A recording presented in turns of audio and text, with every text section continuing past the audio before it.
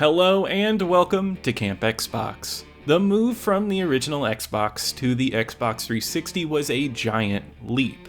In the 6th generation of gaming, we were trying to get closer and closer to the cinematic feel with cinematic angles and set pieces, something that gaming was closer to achieving in the 7th generation. Kane and Lynch Dead Men is the embodiment of attempting to reach cinematic heights at that time, trying to capture massive action and darker stories. But did it achieve this well? I played through it recently, and today I will go over its history, tell you how I felt about it, and let you know its lasting impact. All footage today was captured off of an Xbox 360, and I want to thank my YouTube channel members. But let's go ahead and hop right in. Mr. Kane, wake up. Mr. Kane. What? I need you to cover your head. What did you say? Just cover your head now! In May 2006, Kane and Lynch developer IO Interactive was hot off the release of Hitman Blood Money, the 4th game in the well-regarded Hitman series. This game was a significant success and a critical hit. If you play this game though, you will find subtle hints to IO's Kane and Lynch project that was announced only a few months later in July of 2006. It was announced as only for Xbox 360 and PC, but it was eventually announced that it would get a PS3 release as well. This third-person shooter had gunplay elements that were more in line with their only non-Hitman project up to this point, which was Freedom Fighters. This game was billed as taking the frantic energy of a robbery movie and all of the unlikable heroes of the genre and distilling it into a video game. It even had hints of a buddy cop movie, an element that only came to fruition when the developers liked the side character Lynch enough that they wanted to make him the main character alongside Kane. The marketing for this game was huge, and I remember websites running banner ads and magazines having huge spreads for it. Eventually, it was released on November 13th, 2007, with Eidos publishing the game. And I was sucked into the marketing hype, and it was a hotly anticipated title for me. It was up there with Dead Rising as a must-own game for my Xbox 360. Yet, I was young and I could not afford to buy every game that I wanted. I really wanted it, but at my buddy's insistence, Kane and Lynch was a bad game to him, and I trusted him. So the game was left to the wayside and I bought other games. But now that I'm an adult, I can spend my money however I want, and I wanted to pick this one up. And for the first time ever, I'm giving this game a try, and let me tell you how my experience went. We still got a long night ahead of us. Bitching? I'm not bitching. I just hate being ignored. Could you at least tell me why you think she can get the briefcase? Or you don't know? Just do as I say and we'll get it. Now keep it down. Hey, In Kane and Lynch Dead Men, if you are playing in single player mode, you play as the titular character Kane. The game's title does have dual billing, but this is Kane's story in the end. Former mercenary Kane has been broken out of prison and told by a criminal organization called the Seven to return money that he stole from them. Otherwise, they will kill his wife and daughter. He is assigned with the mentally unstable Lynch to go on an insane heist to take this money back. After this introduction, the game develops into back-to-back set pieces revolving around getting the money they owe back. In this frantic haze of action, we get glimpses of the characters that Kane and Lynch are. Kane and Lynch are both unlikable characters. Kane is intelligent, but will ruin the life of anybody who gets in his way. Lynch is a psychotic who kills his wife and goes on random violent outrages. You can experience these outrages if you play the game in co-op, where player 2 can play as Lynch. These two bicker the whole game. We learn of their dark secrets here as well. I found both Kane and Lynch to be interesting characters to follow in a video game. It's an attempt to subvert the heroic archetypes of the time and go for something gritty. It resembles characters in movies like Heat and Scarface. They are awful people, but fun to watch. These dudes will murder innocent bystanders, and this was before the No Russian Modern Warfare 2 controversy. I like how both are weathered by time and are balding and scarred. They aren't pretty to look at, which is a great way to display their flaws on the outside. As far as the plot goes, it's not something we haven't seen before. A group of men is forced to obtain money by organized crime. I don't think this game is as invested in world building as it is in putting you in insane action movie set pieces. These are the game's highlights, and the insanity of some levels is the actual height of the experience. I love the stretch of the game that has you escaping outside a bank robbery and navigating over highway barriers, or the scene where you must break your partners out of prison and you form a mob tearing down fences to escape. IO Interactive wanted to make this game feel huge and like a cinematic spectacle in these moments. For its time, these moments are something special. Yet this investment in set pieces over plot is a massive detriment in the game's back half. This game starts as a cool riff on a movie like Heat, and it becomes a dull war game. Kane and Lynch decide to take revenge in the latter half, which takes you to South America. And this becomes boring war zones and mountains that I've seen a million times in other games. Here you literally control armies, and it's a massive disappointment after the incredible sequences before it. It would be fine if this were the only game setting, but the drastic quality shift is noticeable. It feels tacked on, making this game crash into mundane parts of the plot. I don't understand why the energy was left to die so suddenly in the middle of the game. It hampered the experience because the creativity just wasn't there anymore. So Kane and Lynch came out with a plot that starts really strong with strong characters, but flips its direction halfway through to give us something unoriginal, making for a mixed experience.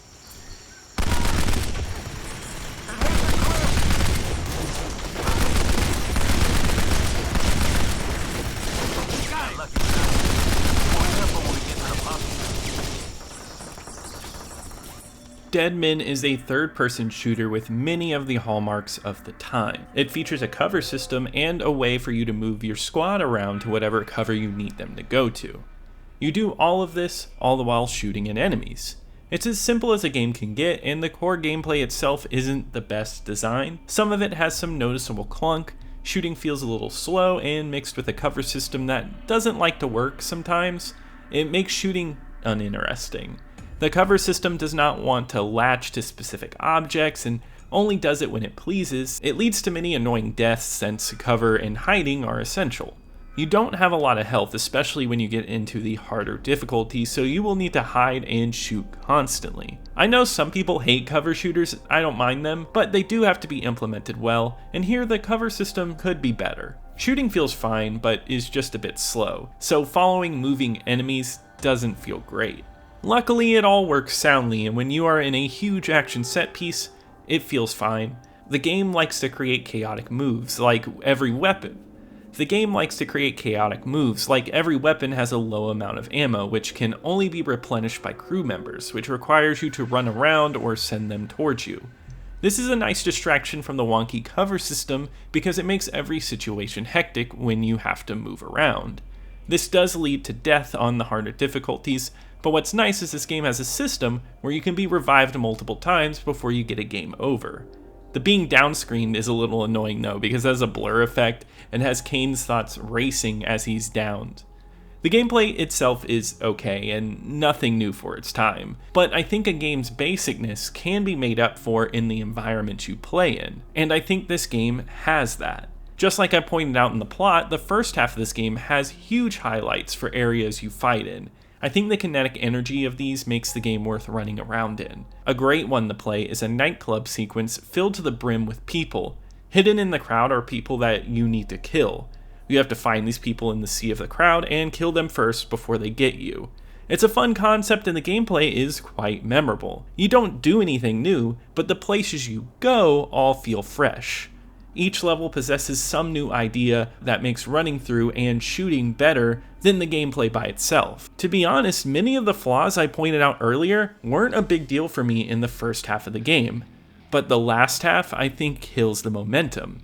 Even the squad gameplay takes a backseat in the back half. Before, you had a relatively simple system of choosing to follow, cover, or attack. On the earlier levels, they're designed well enough that everywhere had a good vantage point or areas to send people. The last section loses that and becomes a boring shooting gallery where tactics don't really matter. I'm harping on it a lot, but it's just a disappointment. A fun game could have been made here, but it's ruined the more you play it. If you played 4 hours of this, you would have a good time, but it loses touch. It's more than just a bad ending or a bad boss. Luckily, this game does support co-op, and this will make any game just a little bit better. This game also features multiplayer, but unfortunately for this review, I could not find any matches. So my final review does not include that as part of its final assessment. The multiplayer looks like a lot of fun though. It has you with a team and you all rob a bank. You can share the pot, but you can also betray people to get more money. Overall, I'd say playing this game went from shooting out in cool and chaotic locales, which made the subpar shooting and cover just a bit better, but once we lost creativity, the gameplay negatives took a chance to shine a bit more, making for a gameplay experience that feels patched together rather than a whole vision.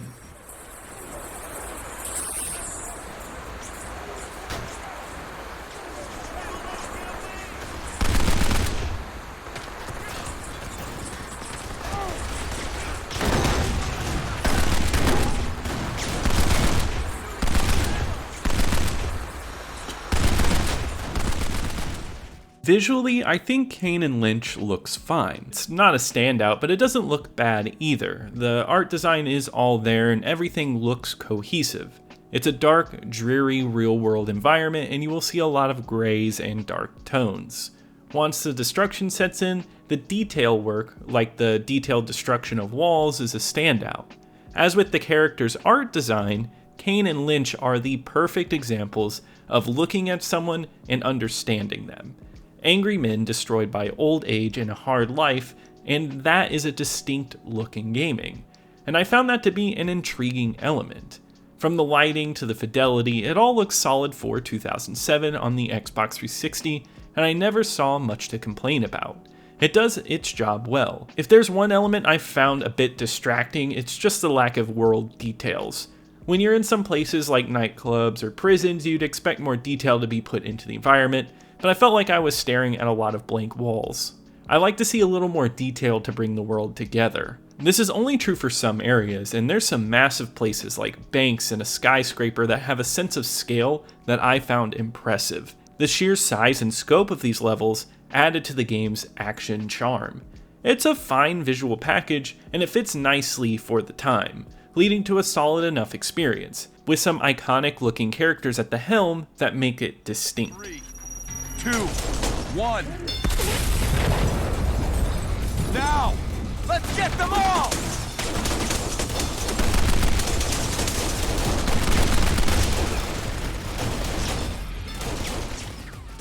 When talking about the audio, I think one of the best parts of the game is the voice work of Kane and Lynch. Brian Bloom as Kane and Jerrion Monroe as Lynch slip into their roles and bring these men to life. The stern anger of Kane shines through and makes for a memorable character. And the psychotic humor of Lynch is insane and funny at the same time. Lynch is the comic part of the game, and it's surprisingly funny when put against Kane.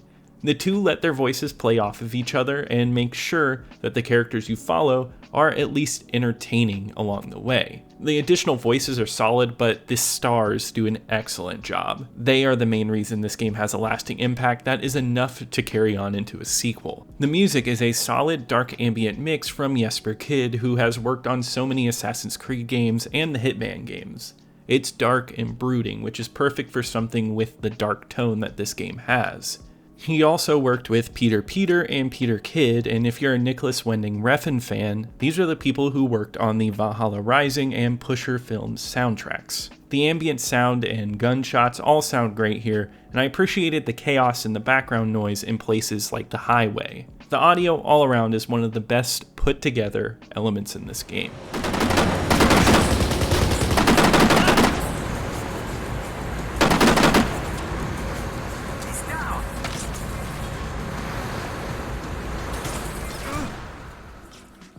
Kane and Lynch Dead Men is a solid enough game, but it gets wrecked by its back half.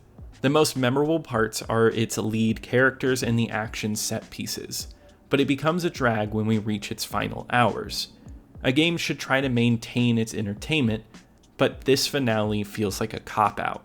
It makes basic shooting and covers feel weak when you really have to look at it. The audio and music are great, and it's a solid looking game. I just thought it ended up being a disappointing ride. I think it's worth looking at it for its first few levels because that is where the bulk of entertainment is going to shine through. I do think co-op will help with the entertainment here, and I hope I can check out the multiplayer and update all of you on my experience with it. Yet, as of now, this game is a mixed package for me. On my ranking list of all the games I've reviewed on the 360, this is going in at 17 out of 18. I found it much more playable than Dark Void, but the first-person shooter elements of Call of Duty 2 were just a bit more entertaining for me. Hold on, I'm trying to find an exit to the highway.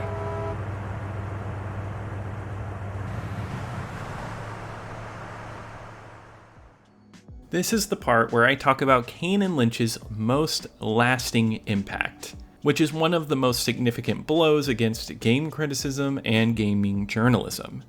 At the top of this review, I mentioned that there was a marketing frenzy for this game. Ads were plastered everywhere. GameSpot was one of those websites. ADOS paid them to promote this game. A writer for the website, Jeff Gertzman, did a 6 out of 10 review of the game, which is considered a bad score for it, which I find funny about gaming journalism in general, that's considered a awful score. It's above average according to the score, where 5 should be average, but the game's not great. Yet most websites hand out 8 out of 10s and above like candy, but this is a statement for another time.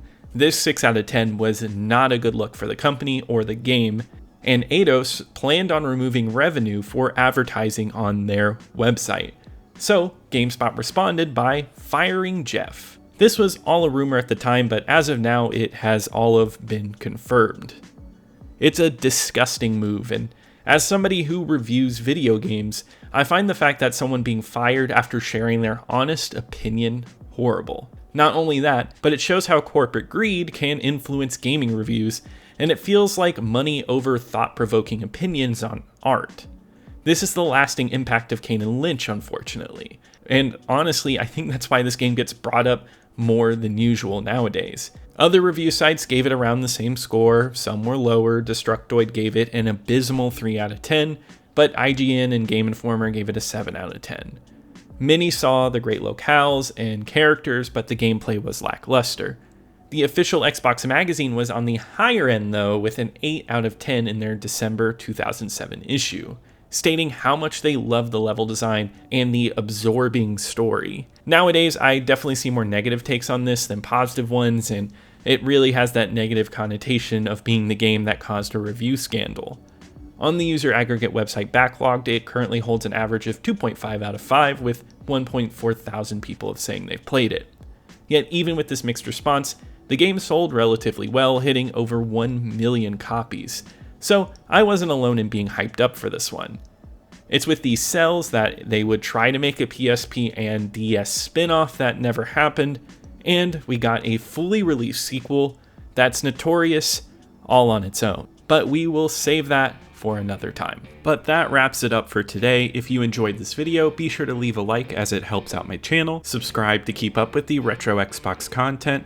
Also leave a comment below with any opinions on Kane and Lynch. If you've played the multiplayer, be sure to let me know. I would love to hear how you felt about it. Also, I want to thank my YouTube channel members. Thank you so much for the support, and I'll see you here next time at Camp Xbox.